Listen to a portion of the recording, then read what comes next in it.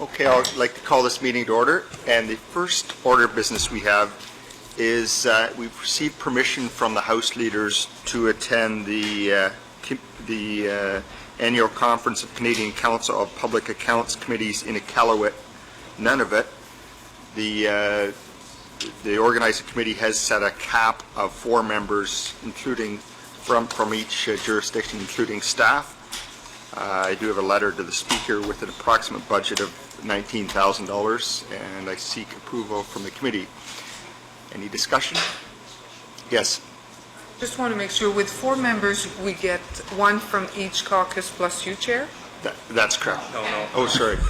It's 1 from each caucus, including the chair, plus staff, plus clerk. Plus Will. Just 1 from each caucus. How about our auditor? He The goes. auditor has the pleasure of going to meet with. But We you, fund that ourselves. you come out of your own budget. Myself, and usually myself and the deputy auditor go to that. We Okay. fund that out of our budget. so 2, yourself plus somebody else from your office will be Yes. coming? The auditor and the deputy typically go from the different jurisdictions. So our total delegation would be 4, including Will, and if any members wish to bring a spouse, that they pay on their own for that.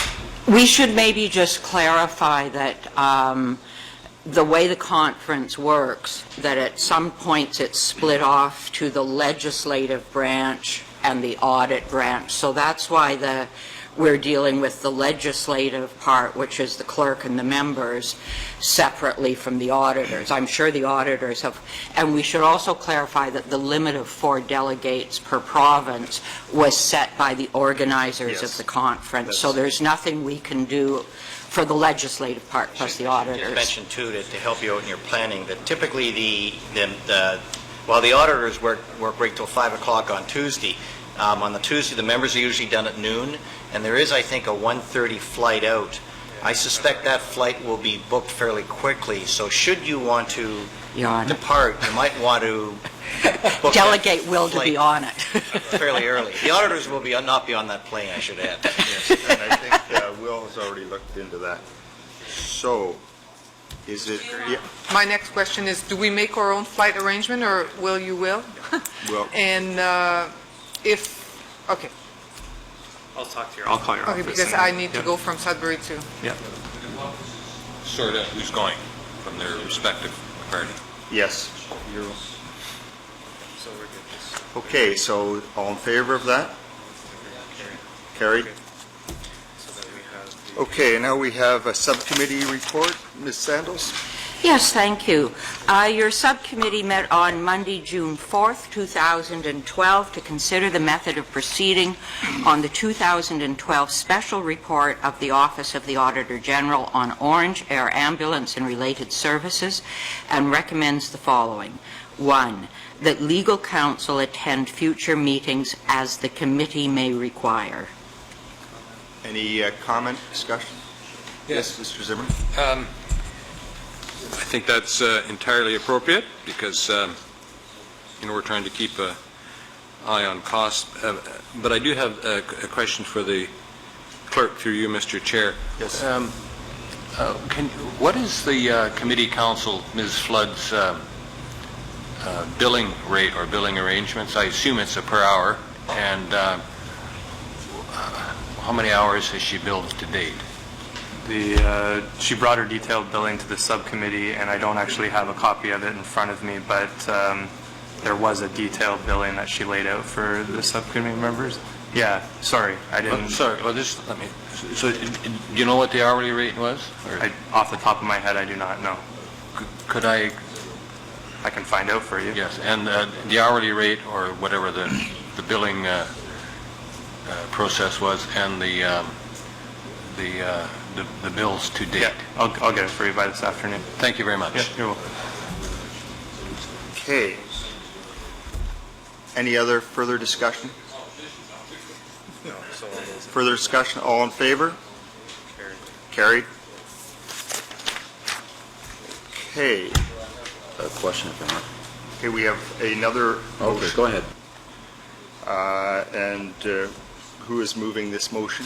Do that too. Mrs. Sandals?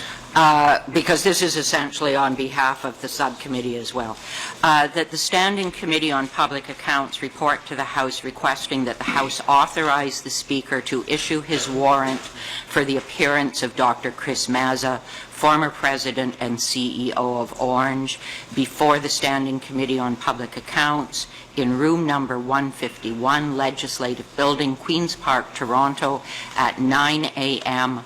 on Wednesday, July 18th, 2012, and that Dr. Chris Mazza produce all documents relating to the 2012 Special Report of Office of the Auditor General of Ontario on Ornge Air Ambulance and related services, and that if necessary, the warrant can be delivered to Dr. Chris Mazza's attorney, Roger D. Yeschetti, QC.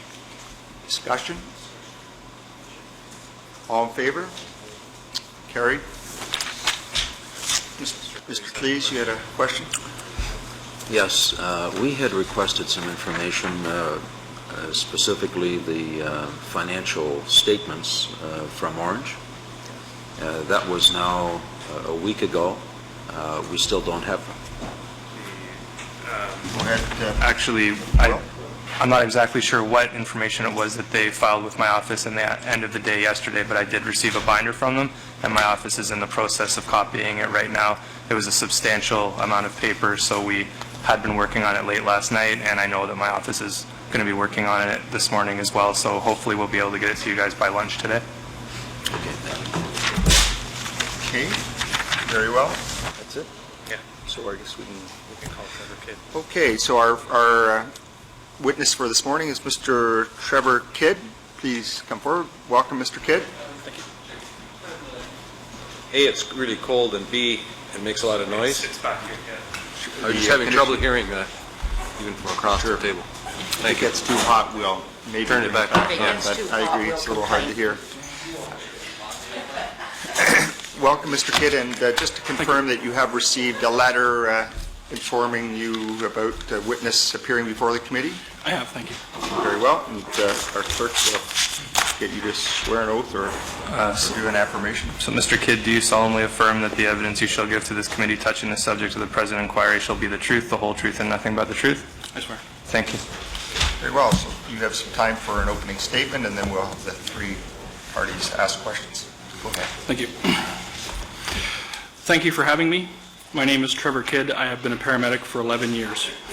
I would like to briefly outline just a few of the many concerns regarding unsafe, egregious, and unprofessional practices I experienced under Ornge, which I left in disgust in the fall of 2009. I initially joined the air ambulance in 2003. Ornge took over the Sioux Lookout base I was working at in 2006. Already having my advanced care, I started the critical care course, which traditionally took 1 year under the previous carriers, and was a time frame that Ornge itself advertises. However, under Ornge, accountability for having properly trained crews was gone. The time frame for the 6 students in my class ranged from 2 years, 8 months to more than 5 years. I feel the reluctance of Ornge to invest in their paramedics significantly compromised patient care in this province. In 2008, I was moved to the new fixed wing that Ornge was starting in Thunder Bay. That was the first time I have experienced the terror of working on an aircraft which, due to the interior setup, had no business carrying sick patients. We felt we were putting patients and staff at risk. When Ornge refused to address any of these issues after many months, I applied for and was approved for a transfer to the new critical care land transfer unit that was scheduled to open in Windsor on November the 3rd, 2008. I was one of 11 staff looking forward to providing care in this city that had long been neglected. Now, of course, I know what you were saying.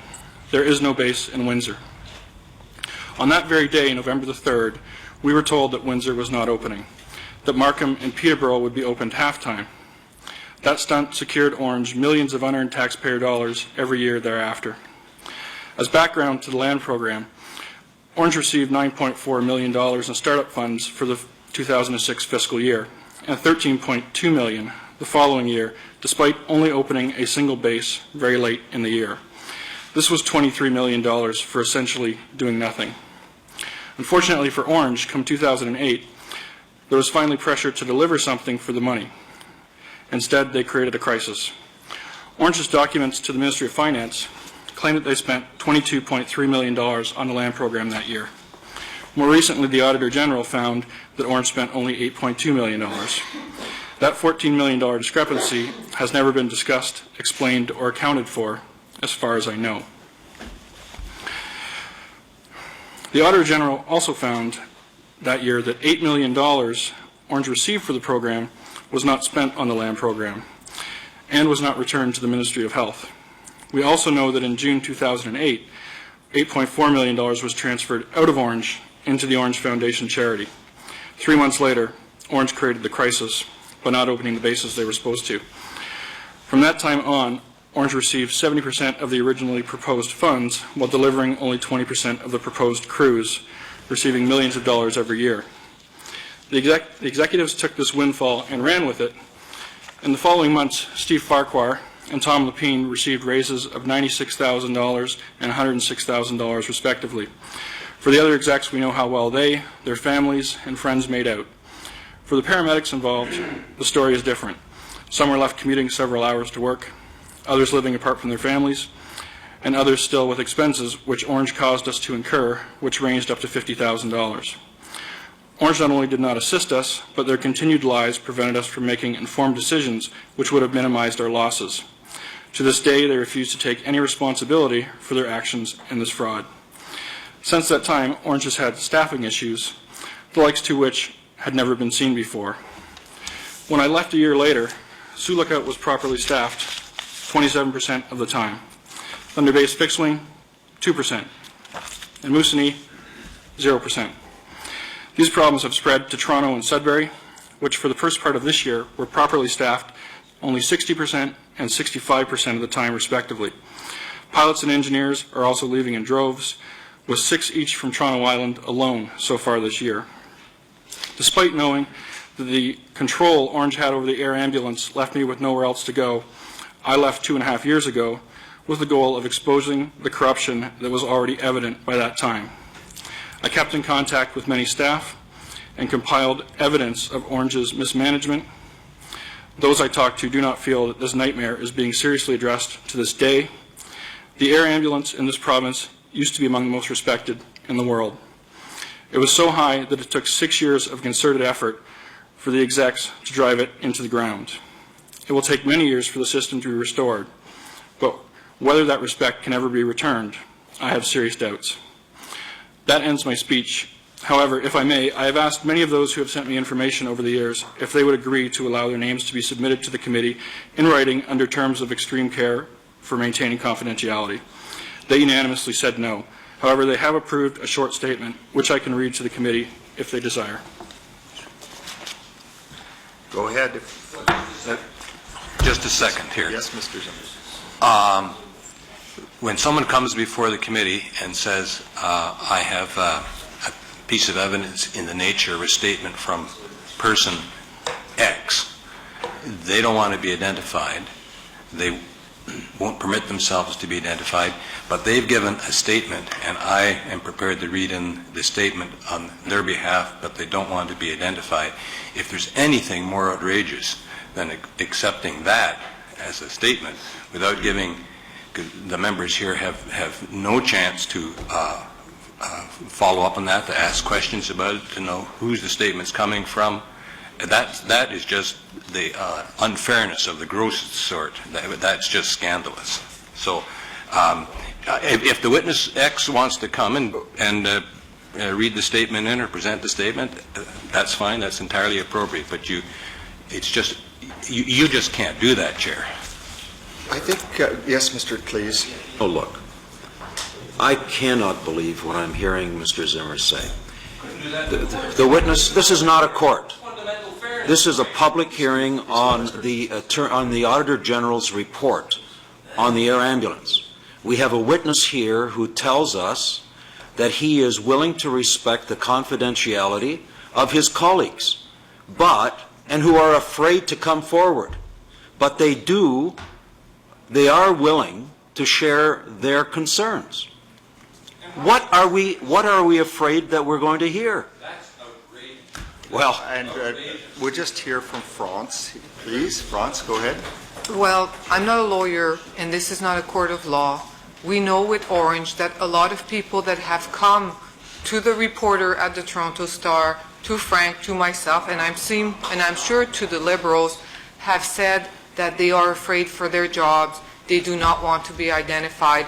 I will take the statement as one more of those witnesses who is afraid for their job and does not want to be identified and treat it as such.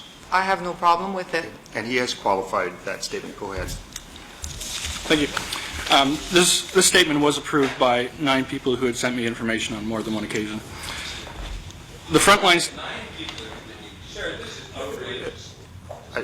Go ahead.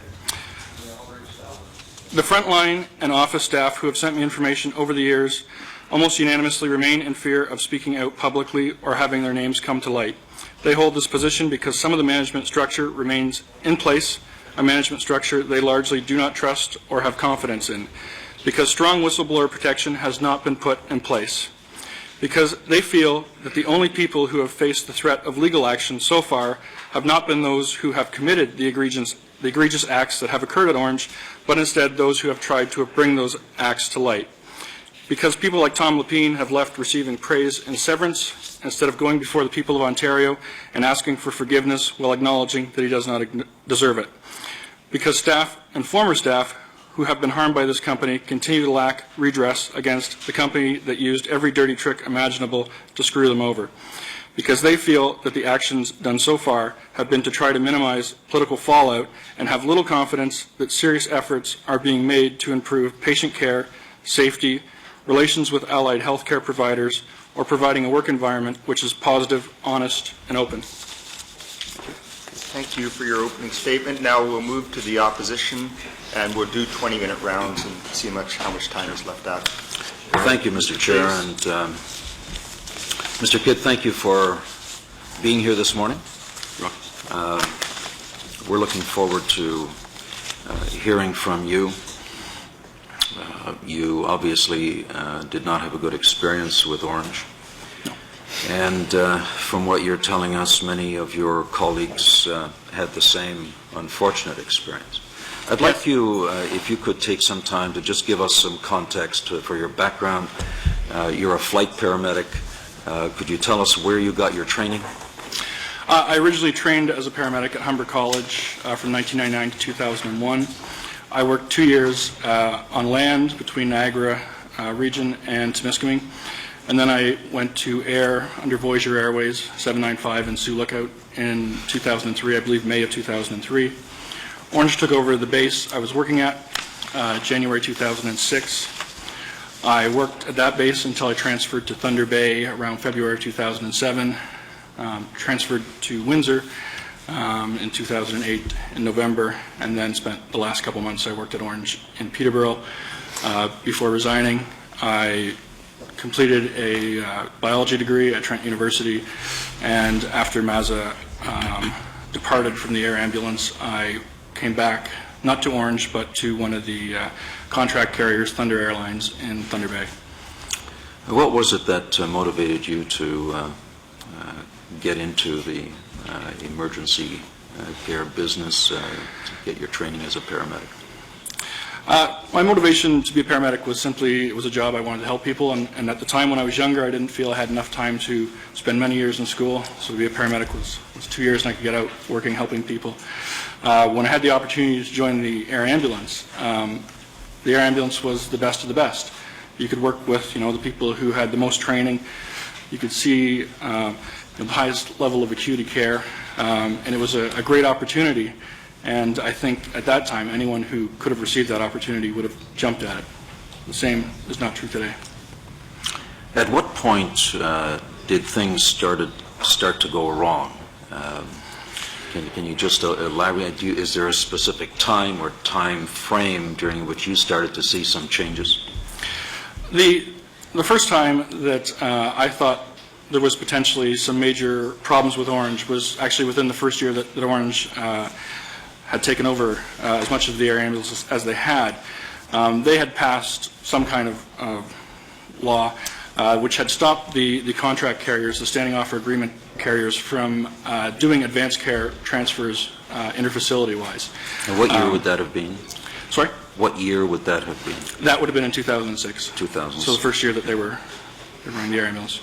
This seemed like just a blatant power grab to harm the competition.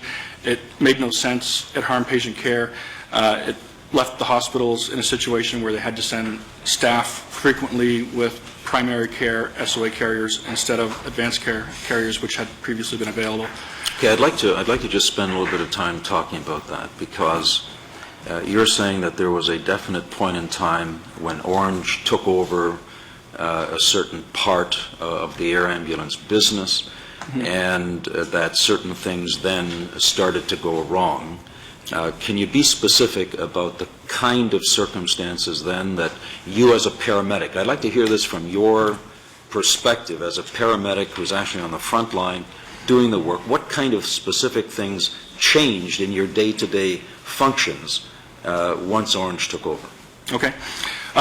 The issue I was previously talking about, I was working with advanced care paramedics in Sioux Lookout who may have worked there part-time for 795.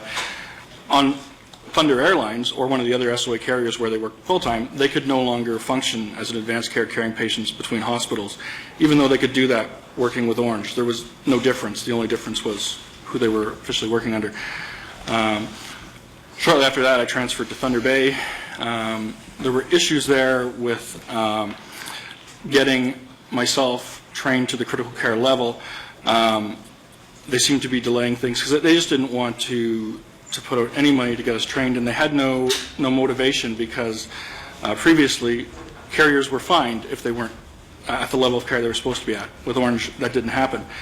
So I waited for years to get my precepting done at the critical care level, even though I was working with a critical care partner who could have been precepting me at that time. They wouldn't allow it to happen, so that caused countless delays.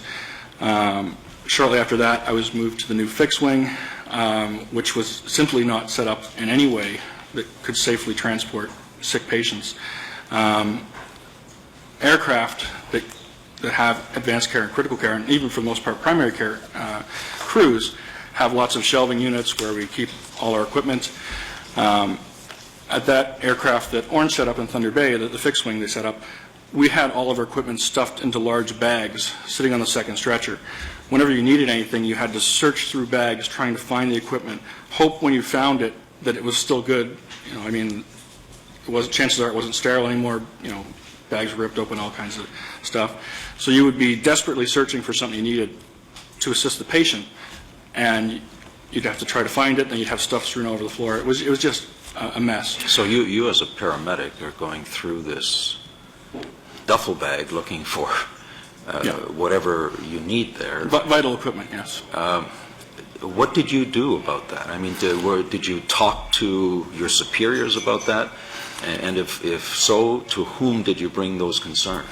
I brought up that concern as well as a couple other concerns to Rick Potter. The other concerns were that this was a dedicated aircraft where pilots had to be there for the 12-hour shift. So unlike SOA carriers where you were called in, dedicated pilots all throughout Ornge and previous carriers had always been paid salary and not a combination of salary and mileage. So we had been promised before we agreed to go over to this aircraft that the pilots would be paid strictly salary and not a lower salary and then mileage. That was not the case, so I went to Rick Potter with that concern as well. I got nowhere with those concerns. The only thing he did do was he went to the pilots and informed them that if they spoke to the paramedics about any issue, including safety or weather, that there would be serious consequences for them. So essentially left us in a position where we wouldn't know what kind of weather we'd be flying through, what kind of weather would exist in the location, and if our patient or a family escort had concerns, we couldn't find out that information. It was very unsafe, and it was a childish way to react to serious problems that were being presented to. So pilots were told not to have any of those discussions with the paramedics, and I'm assuming one would think that it's a fairly tight team on an emergency medical team like that. Yeah, it's supposed to be a very tight team, and things certainly work a lot better when it is a tight team. When relations deteriorate between pilots and paramedics or other kind of crew, then it makes the job a lot harder. So was that kind of the first step of intimidation that you and your colleagues started to feel in this organization? Certainly for myself in Thunder Bay, what surrounded the implementation of the fixed wing up there was the first step I had seen of intimidation. And it included other intimidation before that. I mean, as someone who was still in the critical care program, I was told that I had to go over to that aircraft from the helicopter, or I would be thrown out of the critical care program, even though there was supposed to be complete separation between the education department and the company. So did you attempt, you say you didn't get very far with Mr. Potter. Mm-hmm. Was there anyone else that you tried to express your concerns about, first of all, the safety issues that you were seeing? These issues were discussed with a lot of people. Fred Rusk came in and looked at the aircraft. And Fred Rusk, what was his position at the time? I can't say exactly what his position was, but he was brought in to look at the aircraft and make recommendations as to what should be done with it. Now, who was Fred with at that time? I can't say if he was with Ornge or if he was contracted to work with Ornge. Okay, because my understanding is that there was a time when Mr. Rusk was with the Ministry of Health. Yeah. And so you're saying you spoke with Mr. Rusk when he was either a consultant or he was employed by Ornge, but he was a go-to person for you? I didn't personally speak to Fred Rusk. One of my co-workers spoke with Fred Rusk. Then he came in, looked at the aircraft, made a list of many recommendations that had to be fulfilled for this aircraft to be workable. And none of those recommendations had been fulfilled when I left 8 months later. Did Mr. Rusk, to your knowledge, express to anyone to whose attention he brought that list of issues? I don't know of any reaction of anyone within the company. Were there any other safety concerns that... At that time, I don't believe there's any other, not that I can think of, safety concerns at that time. Most of them started to occur in the coming months and years. Do you recall any circumstances when you were on duty that as a result of the circumstances that you've described in the aircraft and so on, that you felt that a patient's care may have been compromised? I was pretty lucky. I worked with pretty strong partners, and generally we almost always made it through. We had one issue where a gentleman had lost some fingers due to an accident with a skill saw or some other type saw, and the delays that existed in getting him from Thunder Bay to Winnipeg were outrageous, and I was on the phone with dispatch probably 15 times alone on the ground in Winnipeg waiting for a land ambulance to pick us up.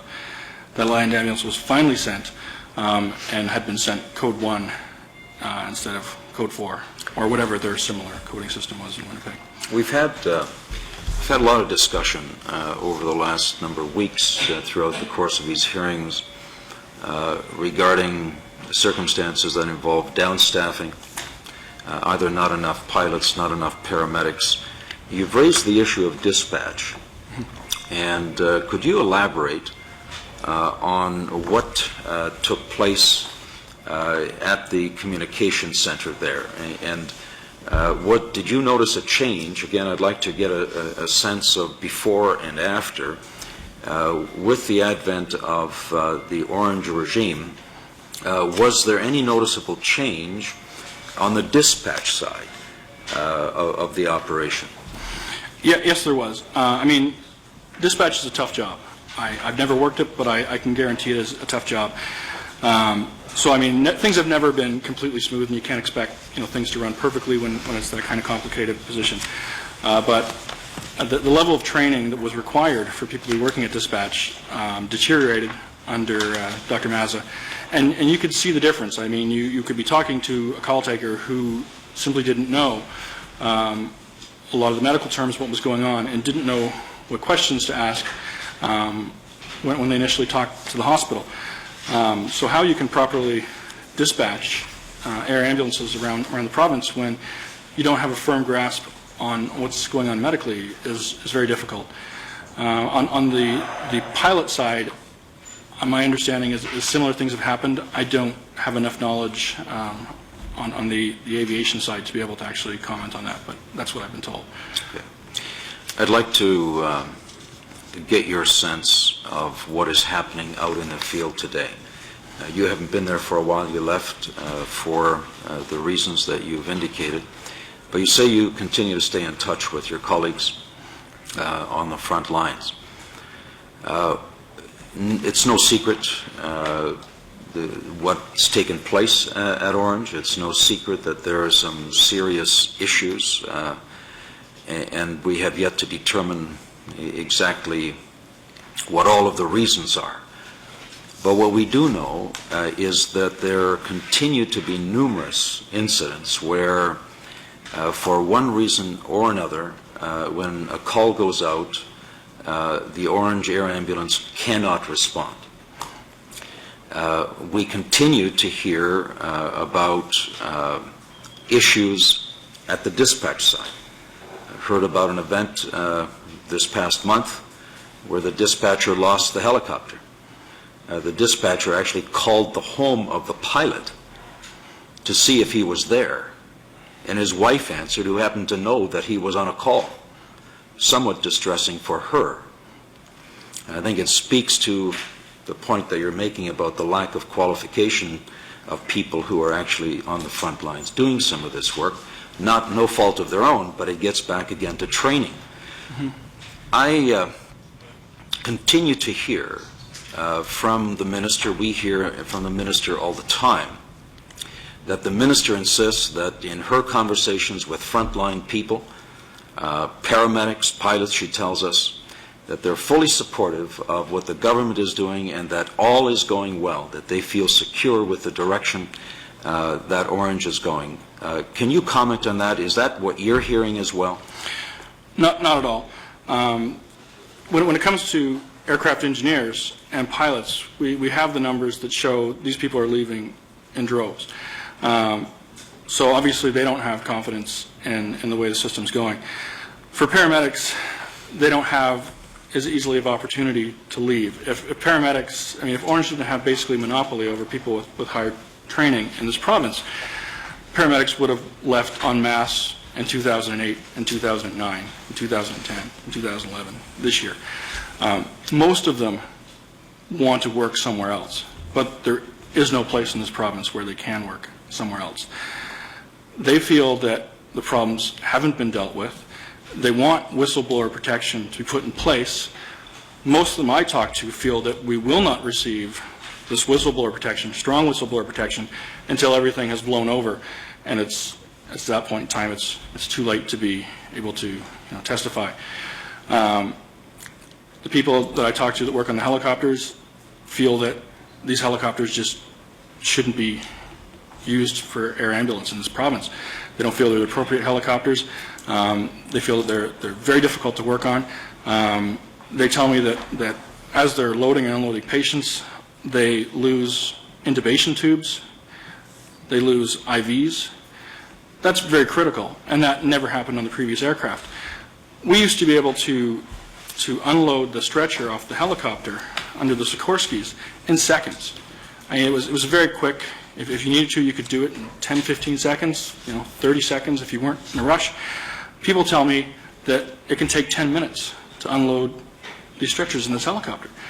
That they're just, I haven't worked in the helicopter.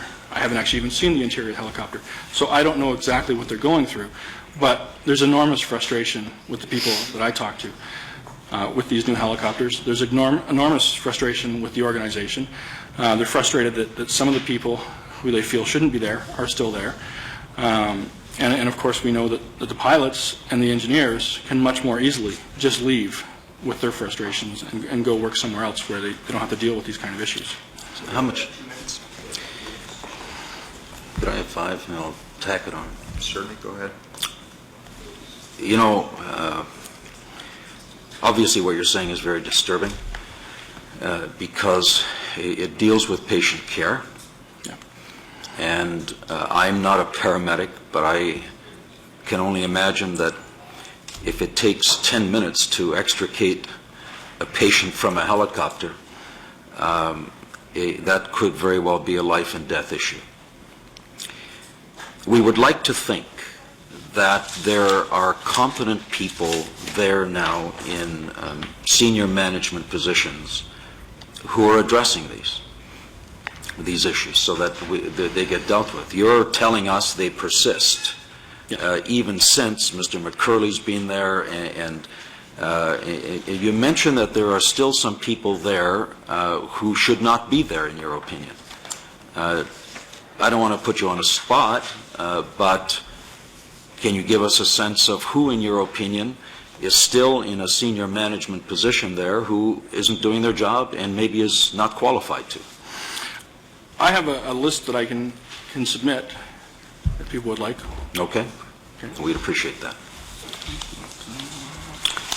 I don't know, is it, do you have it with you, or? I have a list right here. Okay, well, maybe the clerk. Yes. Thank you. Chair, I will defer then until my next round. We can do that. Okay, very well, and you're just about on time. Good. So we'll move on to the NDP. Ms. Gilliams. Nice to see you, Mr. Kidd, and thank you for coming. I know that it tends to be a nerve-wracking process. We will try to be as helpful as we can, but you do have knowledge that we would like to hear from. In your statement, you start by saying, in 2008, I was moved to the new fixed wing that Ornge was starting in Thunder Bay. I was moved is really different from I applied to and chose to go. Why did you use that language? I was working on the helicopter 797 in Thunder Bay. Ornge brought in a fixed wing. The staff there had tried to negotiate with management a system where everyone would work, on both aircraft, say on the helicopter for a while and the fixed wing on the other aircraft. Ornge said they would not do that, and they wanted to designate a staff over there. To get people like myself onto the fixed wing, they threatened that they would remove me from the critical care course that I was 2 years into at the time if I did not go to the fixed wing. So there was 4 of us that were students in Thunder Bay. They threatened the 4 of us that if we did not move to the fixed wing, then we would be thrown out of the course. So myself and another person agreed to go. Because you were dependent upon Ornge to finish your training. Yes. Okay, so not only were they your employer, they were also the one giving the training. So they used that opportunity to pressure you to go to this. And the education department was supposed to be separate from operations, but that clearly was not the case, at least for that issue. Do you remember who you had that conversation with? That conversation actually, I don't know who the people were in management who informed the union of this. The union had a meeting with us and informed us that was the case. Who was your union? Chuck Tuckey was the head of the union. And who represents you? Is it OPSU? CAW. CAW? And what local? 2002. Did you grieve? Did you put in a grievance? The union was were the people that were telling us that this was what management had decided. They seemed to not have any disagreement with it, so there seemed to be no way forward in grieving it. Do you know if any of your colleagues put in grievances? Were grievances happening often, or? Oh, there's many grievances at Ornge, yes. Not in that specific situation, but yes, there was a lot of grievances at Ornge. Have you ever put in a grievance? With my house, where Ornge didn't pay the expenses, I contacted the head of the union and informed him that Rhoda Beecher had turned down my expenses on the house, that I wanted a grievance filed. He told me that the union had filed a grievance on my behalf when the Windsor base had been delayed on November the 3rd, so that was about 6 months earlier. He said that we were at whatever level, level 3, level 4, that there would be a meeting within 30 days, and if that failed, then it would go forward to arbitration.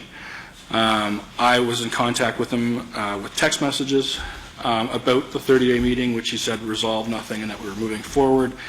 Later that summer, I was told the union was dropping the grievance, and a year or so later, when I went to small claims court with Ornge, I was informed that the union's position is that there has never been a grievance, and I'm at the Ontario Labour Relations Board right now with that issue. Okay. So this is an ongoing issue that hasn't been settled? This is yes. Yeah. Okay. And, okay, so in 2008, you end up going to the fixed wing in Thunder Bay. But you quickly apply to go to Windsor. Yes. How did this process unfold, and how different was it from you were being told to go there versus you all of a sudden you had an opportunity to bid on a different job? With the Windsor base opening in Peterborough and Markham, they were looking for staff who had experience to agree to go to these bases. For the Windsor base, before I put in to go there, there was really no one that had almost any experience with Ornge.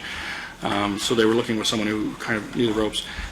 They had put out a request looking to see if anyone wanted to transfer there. That was the end of August. I submitted for it, was approved for it on September the 8th, 2008. So from September the 8th, 2008, you made arrangements to be ready to move and work in Windsor? Yes, that's correct. And nobody ever led you to believe that this was not going to happen till the day you're supposed to report to work on November 3rd and you're told, haha, there's no job? In fact, as far as on October 31st, so on the Friday before the Monday, they sent out an email advising us that we, everyone, the 11 of us that were supposed to go to Windsor, were to come to Toronto for a meeting on the Monday at 10 o'clock for like a team building meeting. They had, in that email, outlined the orientation that was going to be continuing over the next couple of days. On the Thursday, there was going to be from 8 o'clock in the morning until 4 o'clock in the afternoon, a trip around the city for the paramedics to get used to it. This was all outlined in the email that came out on October the 31st in the afternoon. So just a couple business hours before they told us they weren't opening the base. So the transition had been set, you were to get your training on street, on how to work as a team, how things were going to be. Did they give any explanation as to why they were not opening? The email that was sent out by Tom Lepine while this meeting was going on said that due to the international financial situation, Ornge was not going ahead with, well, they said they were delaying the base in Windsor. According to the EMS service in Windsor and the hospital in Windsor, they have never been informed that this base was any more than delayed. I don't know if anything ever officially came out saying that the base had been canceled. So in your mind, what does the international financial market has to do with providing EMS to the people of Ontario? I don't think it has anything to do with that. I think it has to do with Ornge's for-profit interests and the amount of money that they were having to shift onto that end of things. So if the international financial markets didn't look as good, then they were going to need more taxpayer money to go towards those private financial interests, and that was going to have to come out of the money that was supposed to go to operations in Ontario. How much did the people at Ornge knew that they were for-profit entities being created? That's hard to say. I think. How much did you know? Like, you knew that they existed? Yes, I mean, there was a lot of talk as to what was going on. The difficulty was getting anything ironed down. So, before I left Ornge in 2009, I knew that there was a lot of corruption going on, and I could list all kinds of things that I knew was going on. The speedboat, the resort or whatnot for J.J. Smarts. I knew all this stuff was going on. Whether or not I could provide evidence for it was the issue. like having something ironed down on a piece of paper saying, this is proof that this is going on. But staff were talking in the rumor mill of a place of employment. People knew that Dr. Mazza had bought a speedboat. Could you make a link between the need to provide patient transfer and the need for a speedboat? No. No, okay. And the same thing with what you call the resort. The rumor mills at work knew that taxpayers' money was being used to buy those kind of stuff. Yeah. And you also knew that some for-profit companies were being set up. Yes. You were never, like, this kind of information was never shared with the staff at Ornge, like No. you heard absolutely not. of them through the rumor mills mainly? Yes. I mean, Ornge management basically tried to create an era where there was nothing going on, where they were, tightening their belt just as they were expecting everyone else to. So on the official lines that you were being told is that things are tough, we have to tighten our belts, and everybody has to cooperate. But then through the rumor mills, you hear, was the rumor mill talking about the salaries that Mr. Mazza was being paid? Not, we all knew that Dr. Mazza was no longer on the Sunshine List. We all knew that he didn't seem to be living extremely frugally. We also knew that, for instance, Steve Farquhar, his wages increased $96,000 in 2009. Tom How did Lepine's- you know that? That was on the Sunshine List. Okay, sure. Yeah. Okay. Sorry, I didn't mean to interrupt. Yeah, no problem.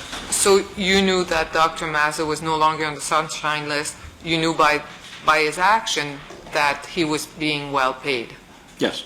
And we also knew that there were things going on like Dr. Mazza's girlfriend being hired, Rhoda Beecher's daughter being hired. I mean, these were the worst kept secrets at Ornge. Okay. And that worry you? I was extremely worried. And the main worry was that it was affecting patient care. We already knew that what was going on at Ornge was leading to negative patient outcomes. When we look at the amount, 145 or whatever, that are currently under the coroner's inquest, which I think is far lower than what they would actually find if they dug a lot deeper. I knew in 2009 not only that those cases were already going on, but that it was inevitable that they would dramatically increase as Ornge kept on going unless something was done to stop what was occurring. So in your letter to us, you say, I left in disgust in the fall of 2009.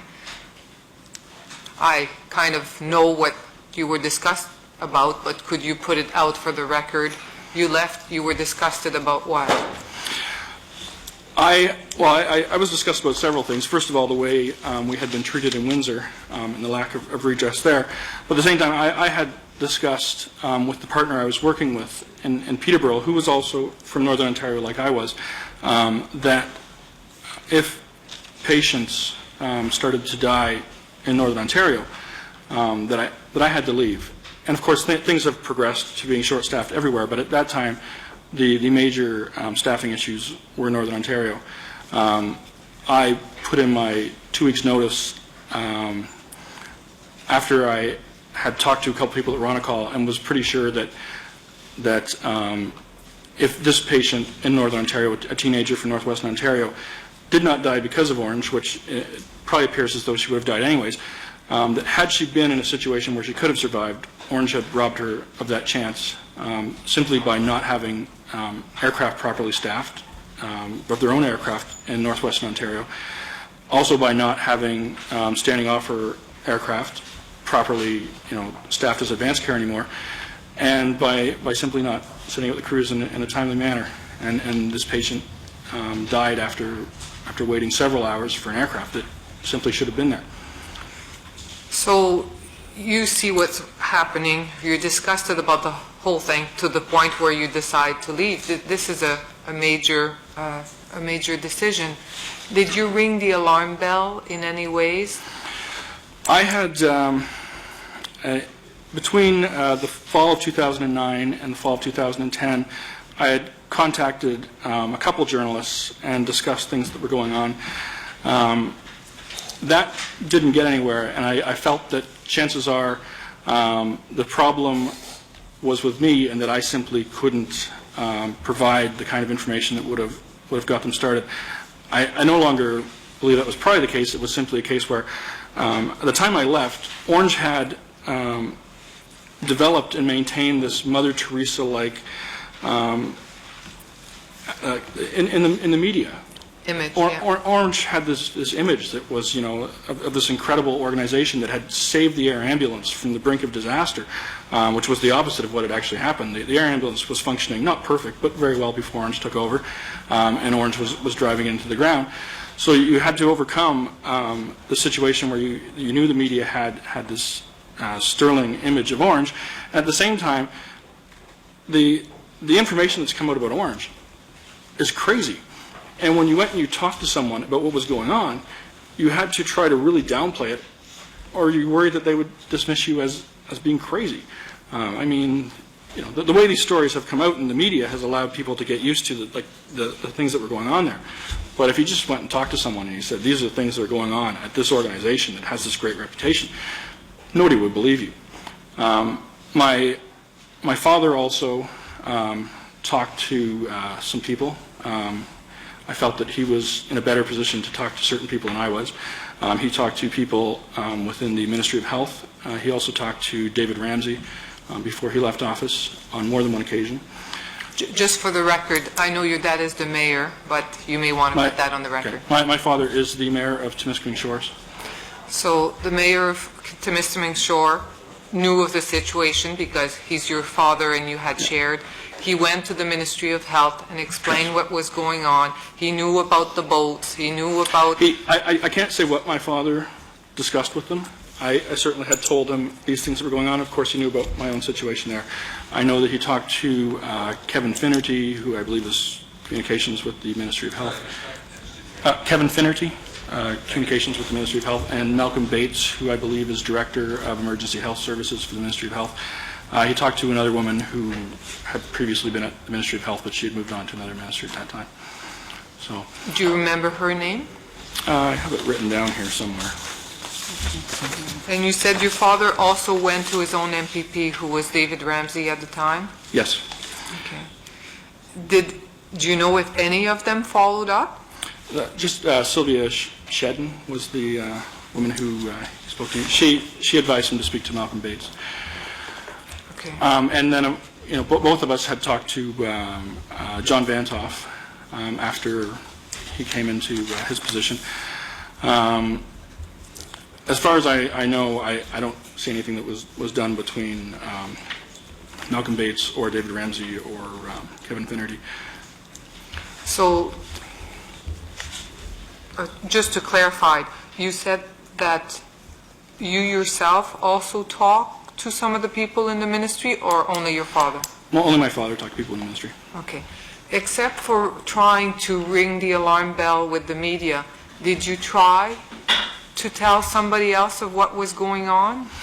Are you referring to within Ornge or outside of Ornge? Everyone. Okay. Within Ornge, of course, there was communication going on among people who were frontline workers.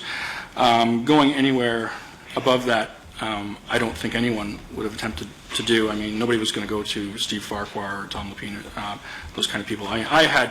Why not?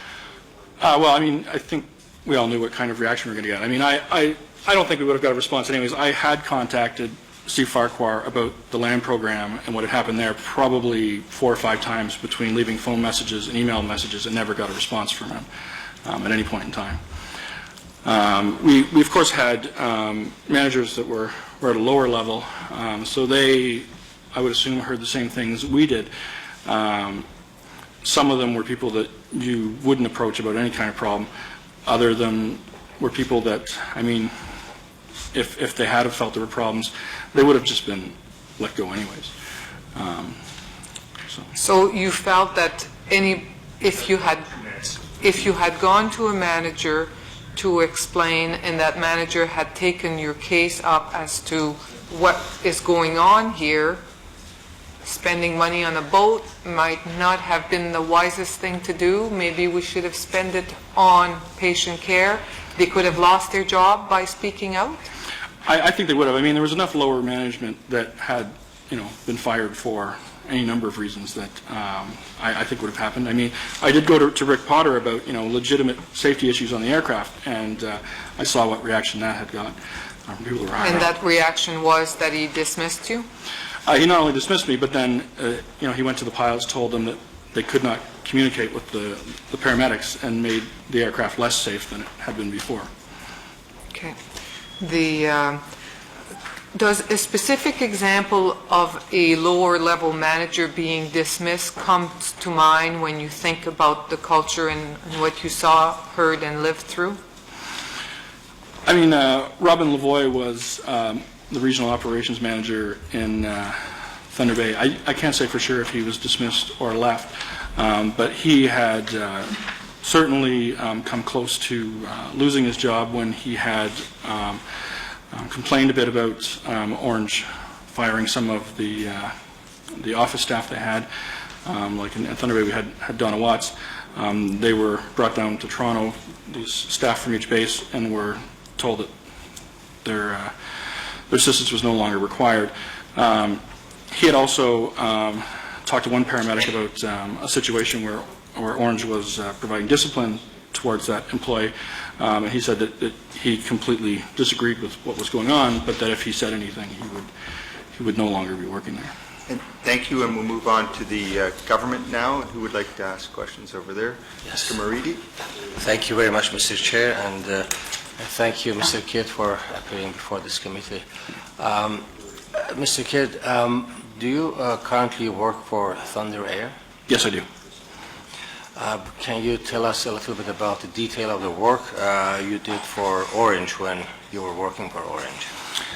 For Ornge, when Ornge took over, I was an advanced care flight paramedic. I did my critical care training while I was there. I never certified critical care due to delays that had occurred. Now, as at Thunder Airlines, I work as a primary care paramedic there. So I no longer work at an advanced care level or a critical care level.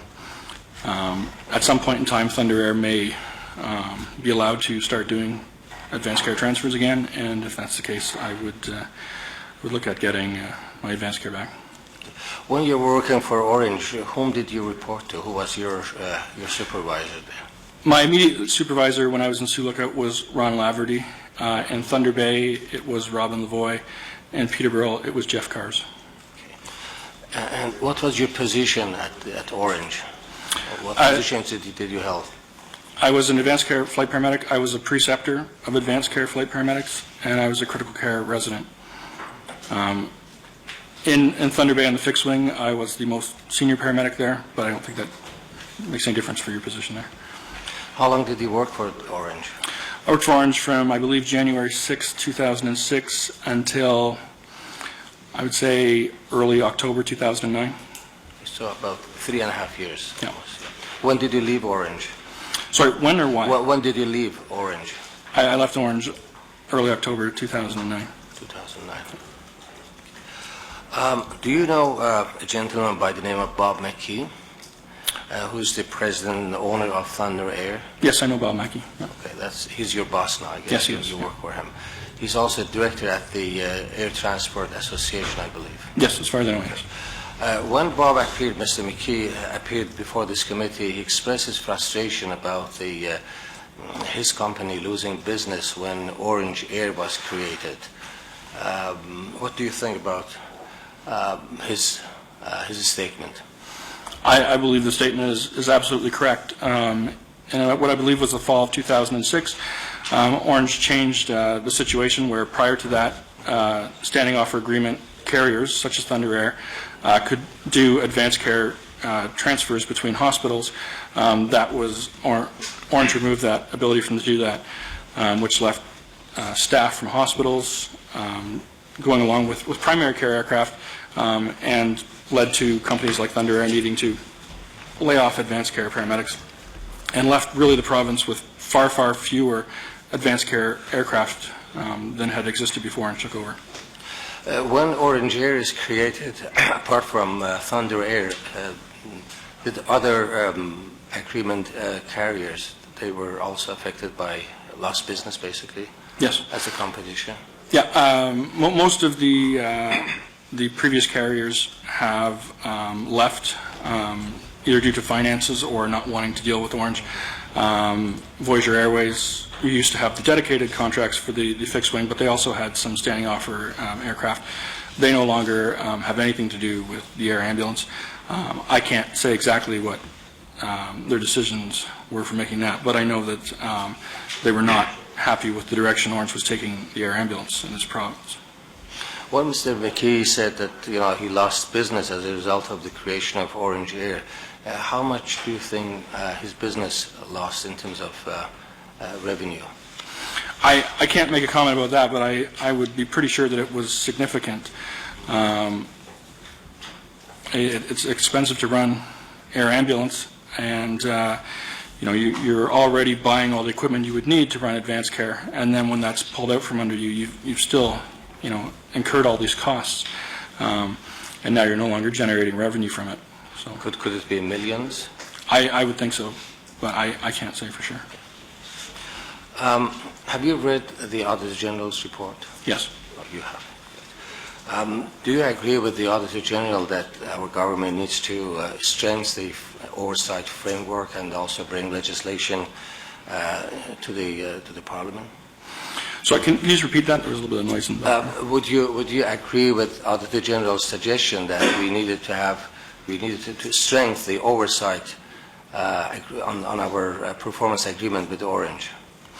I absolutely think that, my disagreement would be that I think there needs to be increased oversight in the air ambulance. I don't think, and the paramedics I talk to don't think Ornge should exist. We think that what is currently under Ornge should be delivered back to the other carriers, have them bid on it. Voyager, Thunder, these companies can bid on the fixed wing, and the same with the rotor wing. People I talk to simply do not feel that Ornge has the ability to run an airline. Maybe they can, but the paramedics I talk to and the pilots I talk to don't have that confidence.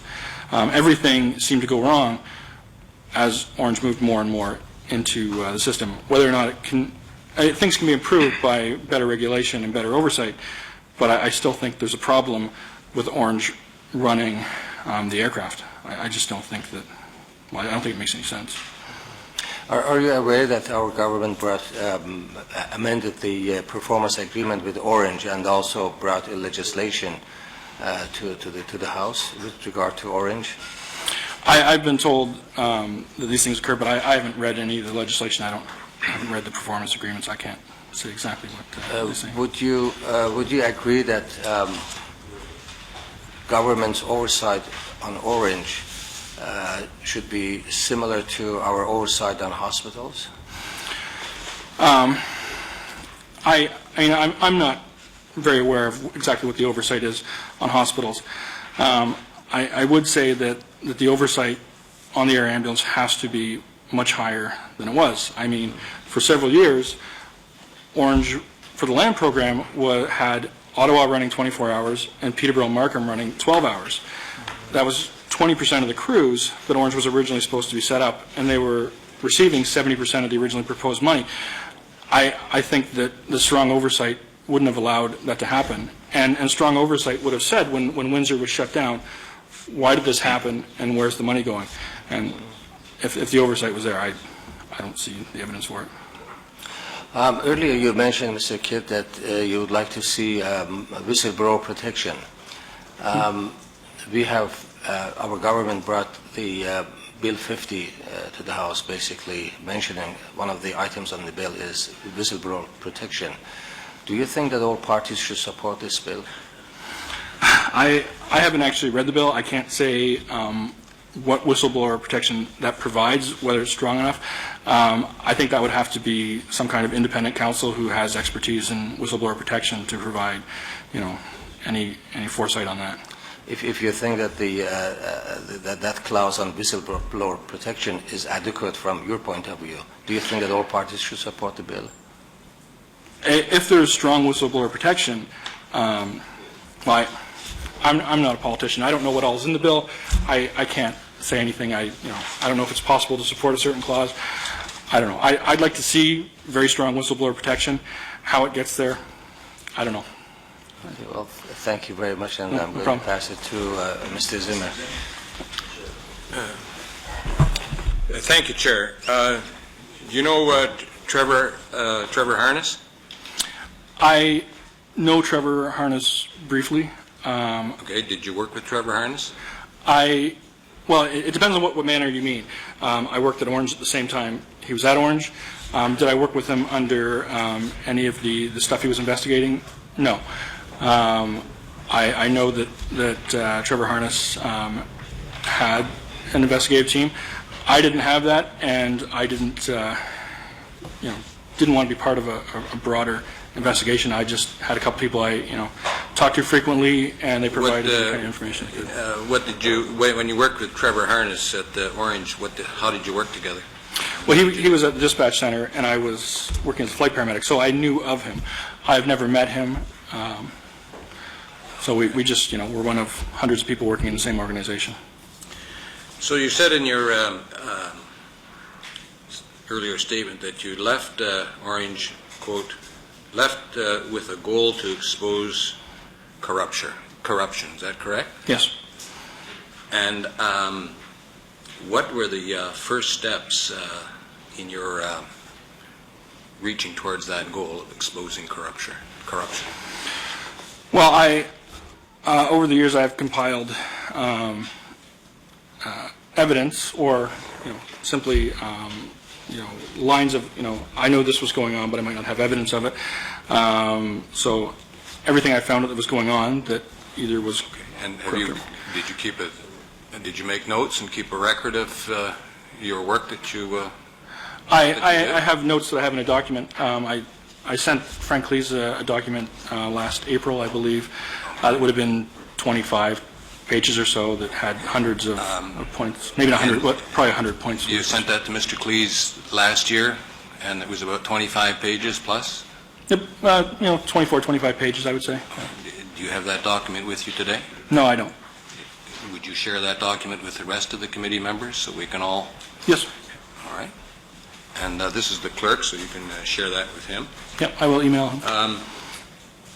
The statement that you read in on behalf of fellow Ornge employees, how many employees were you speaking on behalf of? There was 9 employees who I asked if I could use their name because they had sent me information on more than one occasion. All of them replied saying that they were not comfortable with that and gave reasons why.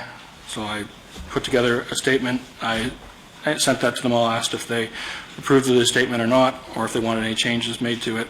And then after the changes were made, that's what prior.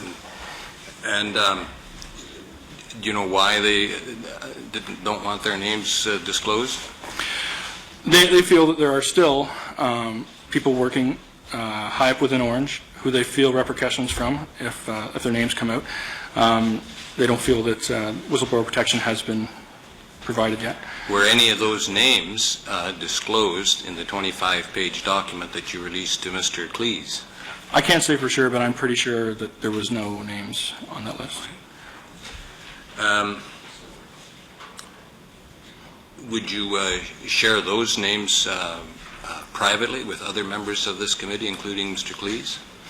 I had asked them if I could submit their names, and they said no, so I don't think I have any right to do that at this time. Have you shared those names with Mr. Cleese? No.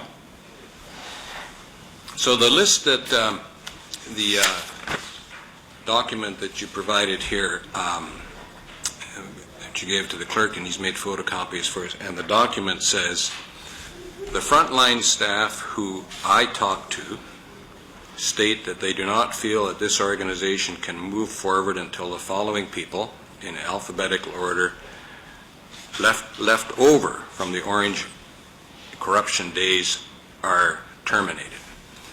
And then you have a list of 2, 4, 6, 8, 10 names.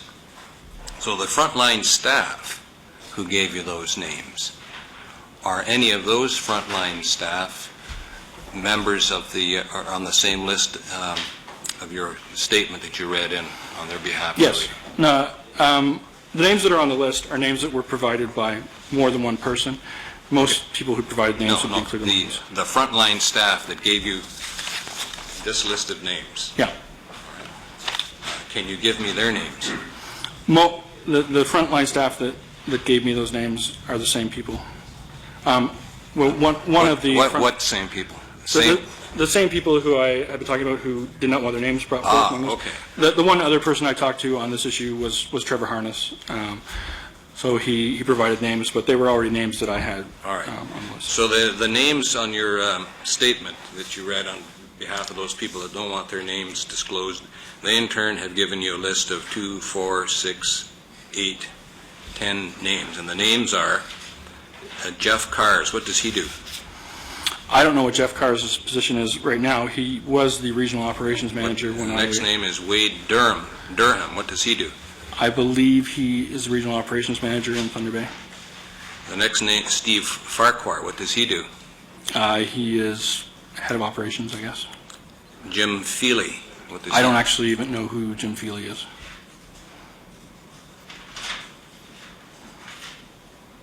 Well, Several names on the list, I don't actually know who they are. all right, so all right, Jim Feely is somebody you don't know. Christina Howell. I don't know what her position is right now. She was in the HR department. Nancy Mulroney. I believe she's in the HR department. Bruce Sadwadsky. He is the physician who, or was the head physician. He was the person who looked at the aircraft. Rob Smith. I don't actually know who Rob Smith is. Lindsay White. I don't know who Lindsay White is. Sandra Wilkie. I don't know who that person is either. So how do you feel about coming to the committee and giving us a list of names, some of which you know, some of whom you don't know, a list that you've compiled from anonymous sources, and then sitting there and saying these people should be fired? Do you think that's fair? I was brought here to say how the air ambulance can improve. People I talked to said that they don't feel it can improve as long as certain people are there. I asked who those people were because I suspected it would be asked, and I'm simply bringing What those would names you forward. think of this scenario? So you're working, it doesn't have to be Ornge, you're working someplace, and the boss comes into you and says, I've got a document here from another employee who says you should be fired, but I can't tell you who that employee is, and I really don't know much about that other employee other than they think you should be fired. So you're fired. Do you think that's fair? I don't think that would be a fair situation. Okay, so if it's not a fair situation, do you think it's fair that you come to us with a list of 10 names of people that should be fired that you've prepared anonymously? Ornge is an organization where millions of dollars have gone missing. Ornge is an organization where the staff that I talk to say that this organization is not yet on the right track. When I ask them why, those are names they bring forward. I'm not saying what has to be done with those people. I'm saying that people I talk to say that they don't feel this organization can move forward with those people still in the organization. Yesterday, in the chamber, in the legislative chamber, Lisa MacLeod, PC member from the Ottawa area, in fact, quoted many of the names on the list that I've just read out to you that you provided us today. Did you give this list to Lisa MacLeod or the PC caucus? I don't actually know who Lisa MacLeod is, and I gave nothing to the PC caucus. Who else have you shared this list with? I haven't shared the list with anyone. I did, of course. Trevor Harness is someone who I've talked to, so I knew that he had a list of people as well. So Trevor Harness has this list. Trevor Harness, I don't think would have that list, but I'm of the understanding that he has a list. And would the names on Trevor's list be the same as the names on your list? I would assume there would be a fair amount of overlap. Okay. Let me read to you from some of Trevor Harness's. You have 2 minutes. right, thank you. Trevor said he was running an undercover investigative team of about 28 members. Did you know about that investigative team? I know that Trevor Harness has had an investigative team. I don't know anything about it.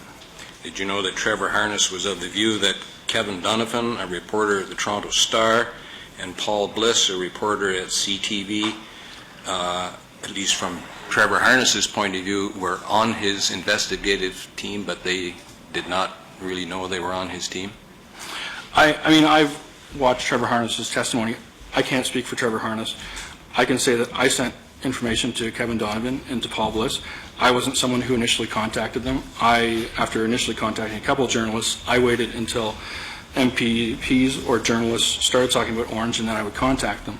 I was not running an investigative team, but my understanding of Trevor Harness is... Were you aware Trevor Harness was using a series of at least 3 aliases? That's what I heard when he was here. I didn't use any aliases when I talked to people. Is that my 2 minutes, Chair? You have 1 minute left. All right.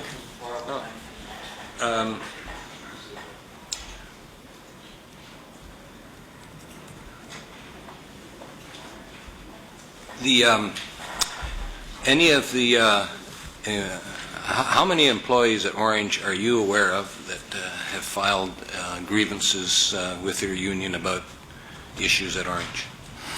I honestly cannot answer. I mean, I haven't worked for Ornge for close to 3 years now. I assume that the union has been busy. I can't give any kind of answer to that. And that is pretty much your time, so we'll move on and let's see, how much time do we have left here? 10, 20. So we'll have 10-minute sessions starting with Mr. Cleese. Go ahead. Thank you, Mr. Kidd. Don't be too concerned about Mr. Zimmer's grilling over there. I think that the point that Mr. Zimmer was trying to make is that obviously there must be some credibility to this list of employees who have been identified as individuals who perhaps are less than qualified because they show up on a number of lists. Mm-hmm. And I think that's the point. So I thank you again. Well, I think what should be done is I think they should send people to Ornge and ask the frontline staff who are they having problems with. As far as I know, there really hasn't been the kind of communication with frontline staff that they would like to have about how to move forward with the air ambulance in this province. Thank you. And that's what we understand as well. We're quite puzzled about that what seems to be happening is that new people are brought in who have no experience in air ambulance, who are now being paid consulting fees, who have no prior knowledge or historical context of this organization. They're not connecting. My understanding is that they're not connecting with the frontline staff. They're not asking the people who are actually delivering the service what has to be done to restore confidence in our air ambulance service. And at the end of the day, that's why we're here, to achieve that objective, quite frankly. And I think that to that end, I'd like to ask you this. Of the people that you continue to have contact with who are paramedics and who are pilots, what are they telling you that they would like to see happen at Ornge? The people who I talk to on a frequent basis had been quite hopeful in the early months of this year. And since then, they really feel that nothing, has changed and nothing will change in the long term. So they really feel that what we have is a situation where a couple of the high-level management were let go, but basically things continue to run in the same way, at least for frontline staff.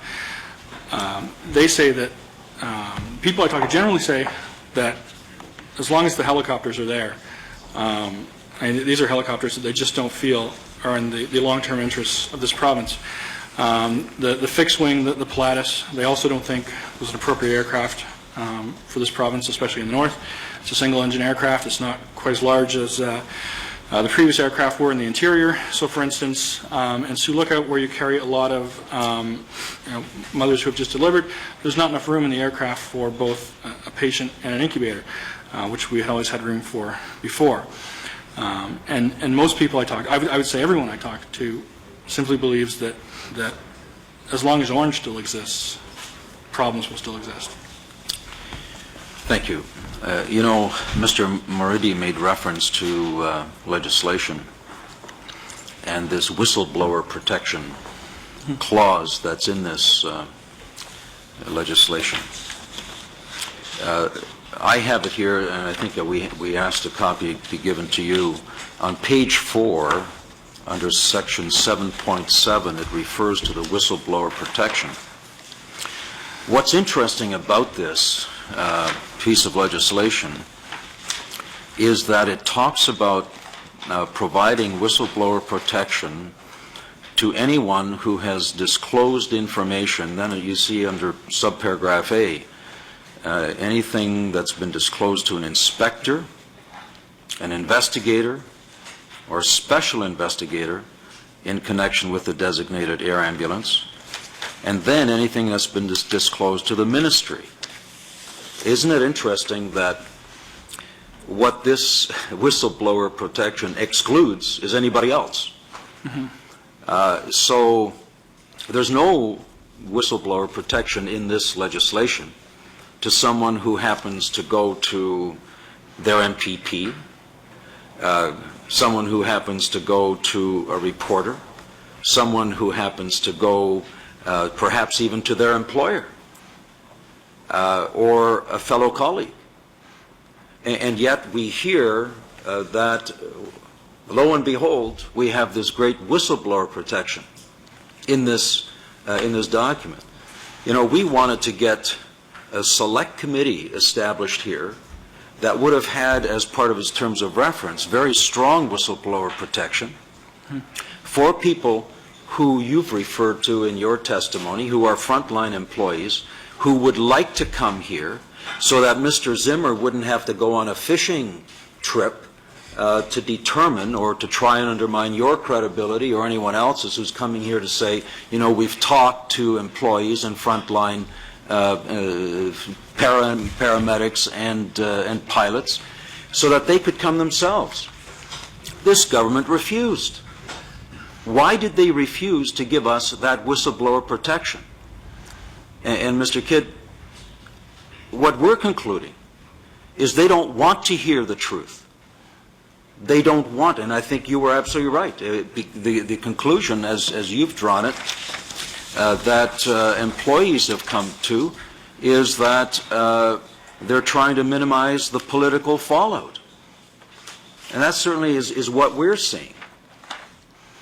So I just want to ask you this. Why are frontline paramedics and pilots and office workers at Ornge not willing to come here and talk to us?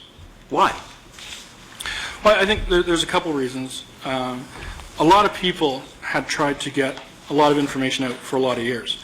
I mean, information has come out in the last, basically year. But for a lot of years, people had tried to get information out. I think a lot of them have, for good reasons, become very weary of the way they've been treated in that situation. There's a lot of people who tried to do a lot of things, contacted a lot of people. None of it ever seemed to go anywhere. And every time they did that, they felt they were putting themselves at risk, and the people who were close to them, work relationship-wise, at risk. People, though, have said repeatedly that we need whistleblower protection, and it needs to be strong whistleblower protection. I'm not a lawyer. I don't know what other whistleblower protection is out there. But this story got out there through people going to MPPs and through the media. And if the whistleblower protection is not going to protect people from doing that, then I don't really know what the point is. I mean, people could go to the Ministry of Health. I mean, the Ministry of Health had a lot of information of things that were going wrong at Ornge.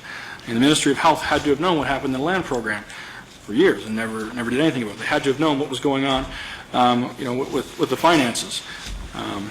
So they had a lot of information. And Are they afraid they'll lose their job? the people at Ornge? Yes. Absolutely. And, to your point, this And whistleblower... you have to remember, as paramedics, there is nowhere else for them to go in this province.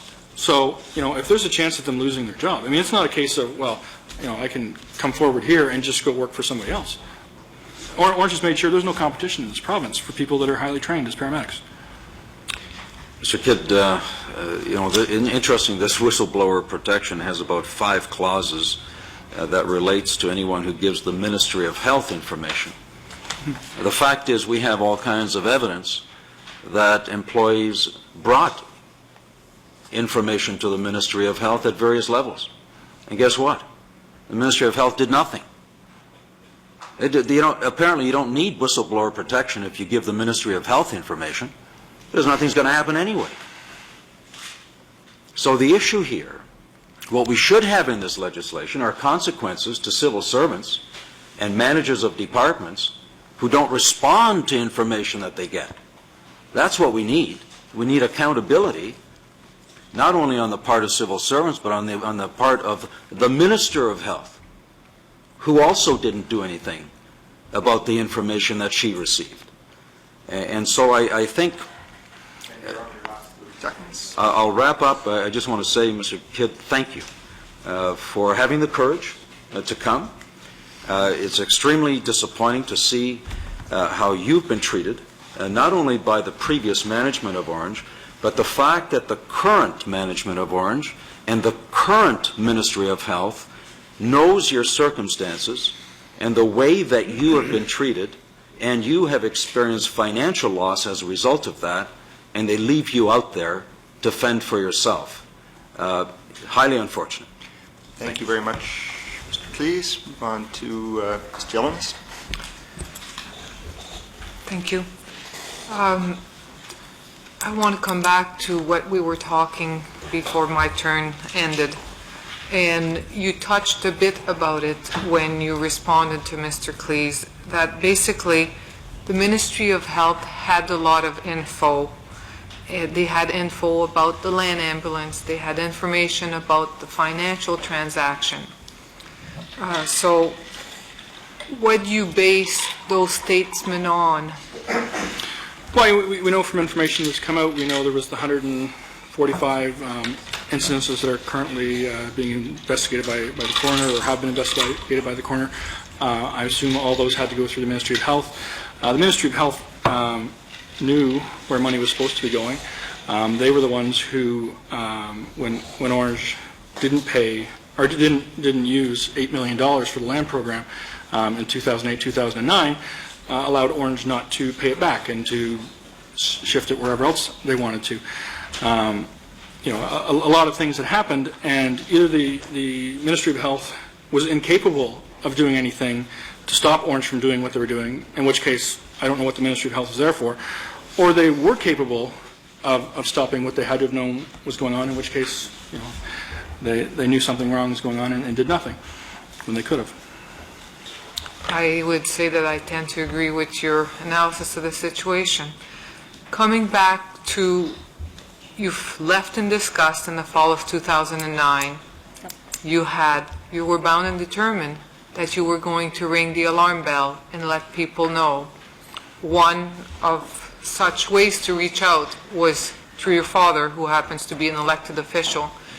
Do you remember more details as to what time of the year, when did your father have an opportunity to talk to Malcolm Bates at the Ministry of Health, to talk to the other officials at the ministry, to talk to his MPP, who's also a member of the Liberal government?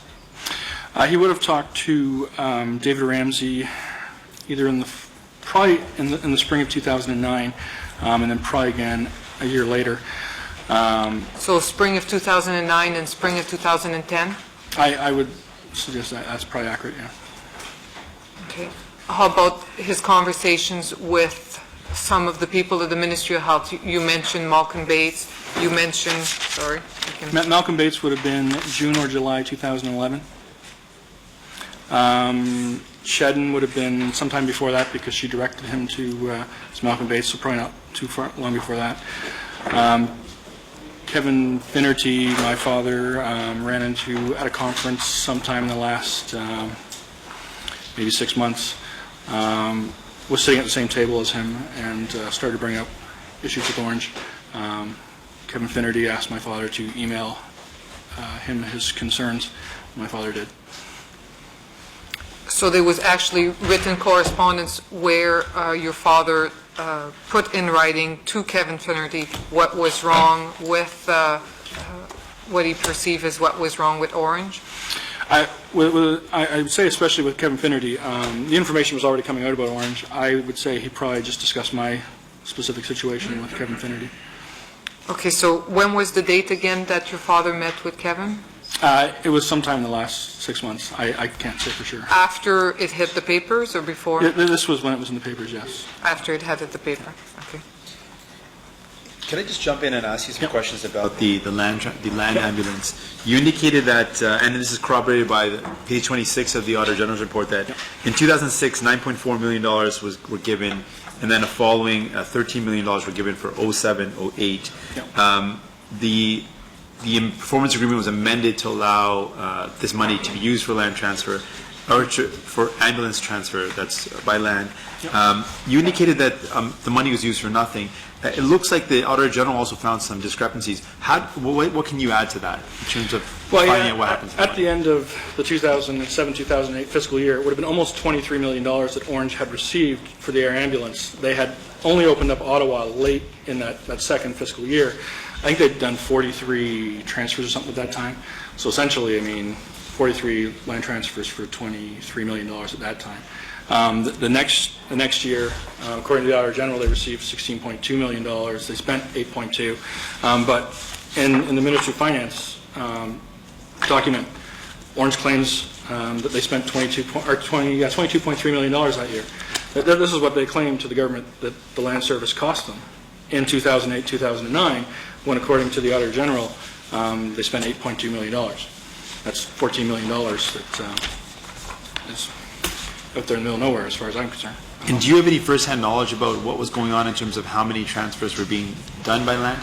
Yes, and in 2009, until I left, I was working in Peterborough. There was not a lot of land transfers being done. The land transfer program should have been implemented properly. And if it was used properly, it would do a lot of transfers and would be very cost-effective. And I don't think actually Ornge really spent much money at all in the land transfer program. I think they claim they have, but in reality I don't think they spent more. It's not an expensive program to run. There's no aircraft. There's the fuel's not the kind of fuel costs we have. We don't have pilots that we're paying aircraft engineers. These bases should be extremely efficient to run. Unfortunately, I don't think we have any idea how much it should have cost the land program to run because we have no idea what the real numbers actually are. Where do you figure the money went? I have some ideas, but... well, share them with us. I'll compare your ideas with mine. I think that some of the money went to, things that the executives were interested in.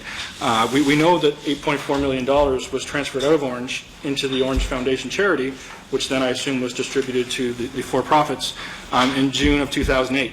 That occurred at the exact time that a new Minister of Health was being put in place, and I think that Ornge, in my opinion, used that situation as an opportunity to transfer a lot of money through nefarious means, and at a time when the ministry was too busy to really pay attention to what was going on. And I think that after they delayed Windsor and only opened up Peterborough and Markham 12 hours, I think they held out the rest of the fiscal year to decide whether or not they were going to actually end up opening Windsor or opening Peterborough or Markham 24 hours based on how much funding they were going to get for having this minimal land program. And when they managed to get 70% of the original funding for 10 bases for basically running 2 bases, then they knew that they had scored a lot of money. And if it had been a situation where the ministry had said, we won't give you more money unless you provide more services, then I think they would have opened those bases.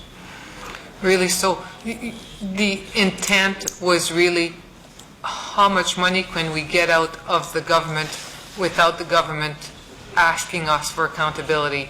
Once that money came in, they ran to the bank with it, they had scored big. I think that is what happened. I think when you look at the original land program, there were supposed to be land bases open fairly early. They kept on delaying land base after land base. Can you think of a valid reason why, except for you have an opportunity to fleece the taxpayer and bring money to intents that were not? Through the rumor mills, you worked in that organization, I don't know, did a tsunami happen that I missed or something? Like, could there be a good reason why we did not open those land ambulance, except for the fact that they wanted the money but not to provide the service? My only explanation is that Ornge wanted this money. They needed money to get their international for-profit things up and running. That was a lot of money that they thought they could make.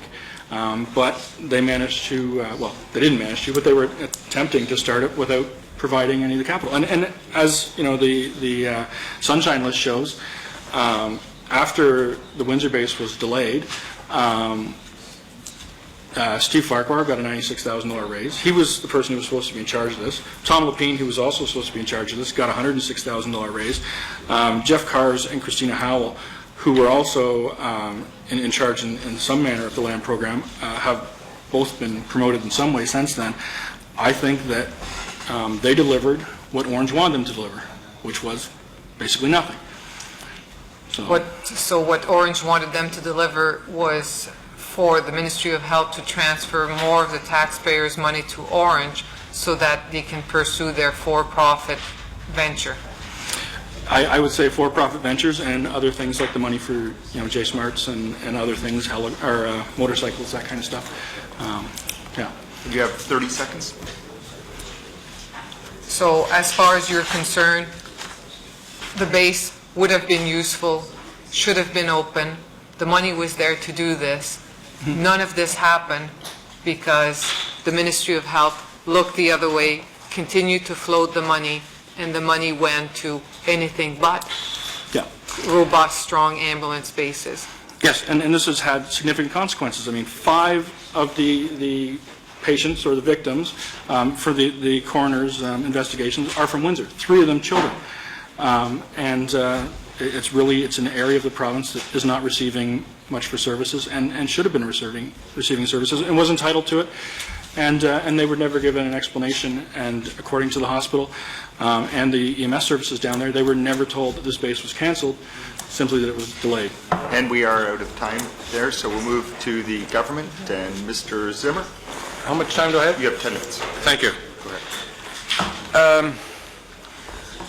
Look, I want to ask you a question about the responsibilities of a citizen, the responsibilities of an Ontario citizen like you. Mm-hmm. Because when I sit back and reflect on your evidence, and I sit back and I reflect on the evidence of Mr. Harness, I'm struck by 2 things. One, your concern, stated concern, and Mr. Harness's stated concern about the safety of air ambulance care for seriously injured patients in Ontario. And I get the sense, on the one hand, listening to you and Mr. Harness, that that is what is motivating you, to make sure that we have a first-class air ambulance service. Is that correct? That is, yes, part of the motivation. On the other hand, when we're trying to delve into this and figure out what went wrong, how we can fix it, who can give us information about what went wrong and so on, we hear from you and we hear from Mr. Harness. We get lists of anonymous people that want to tell us things, but you don't want to share those names with us. Mr. Harness doesn't want to share those names with us. You want to protect your sources. So my question is this to you as a citizen. When you're faced with this choice between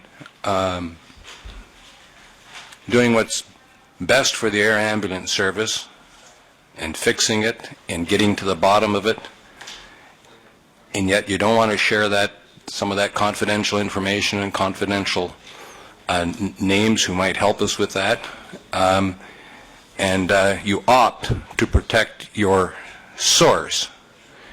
Do you think that's a bit selfish of you? I mean, why wouldn't you give us your sources' names so that we can, this committee, all members, Conservatives, NDP, Liberal, can really find out what's going on? Because it seems to me when push comes to shove, your first loyalty is to your sources, your second loyalty is to the good health of the people of Ontario. How do you respond to that observation? My position is, people have told me, if the environment is created where people feel they can come forward, then people will come forward.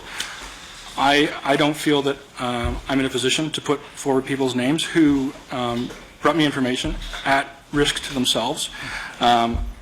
Some people who went against their spouses to provide information because they felt that information needed to get out there, but they knew they were putting their career at risk. And you'd rather put the risk of patients using air ambulance service ahead of those private concerns of yours? Well, as I said, provide the environment for people to come forward, and people will come forward. Without the environment for people to come forward, I think what you're asking... All right, let me address that point.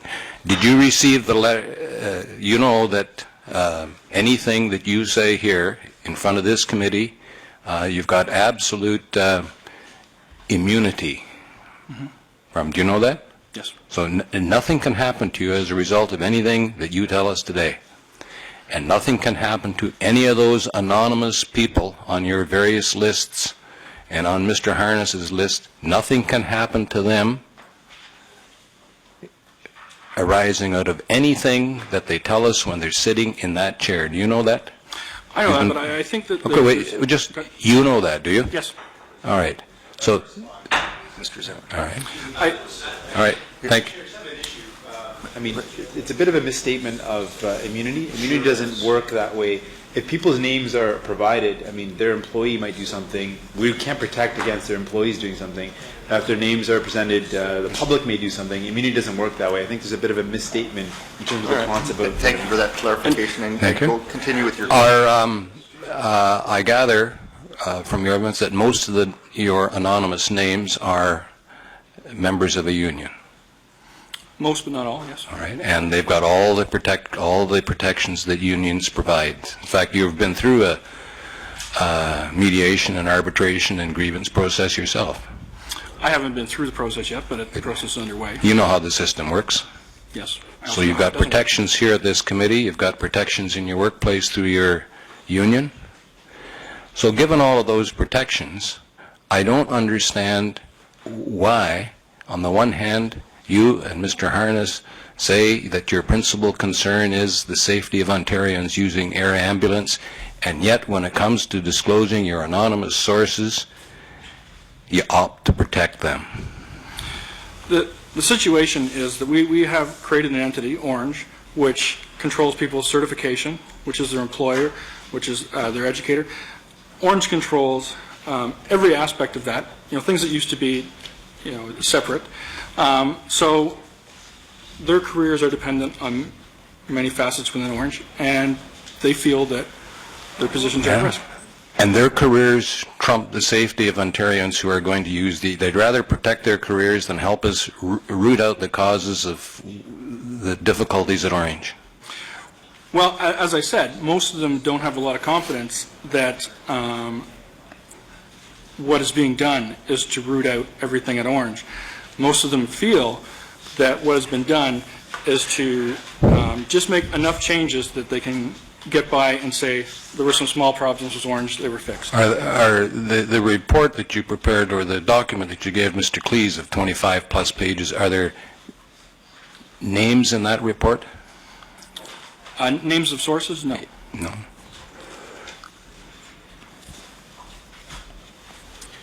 I want to confirm also in your testimony, because I understand from the clerk that just confirmed what you said in your evidence, that you will email to the clerk yes.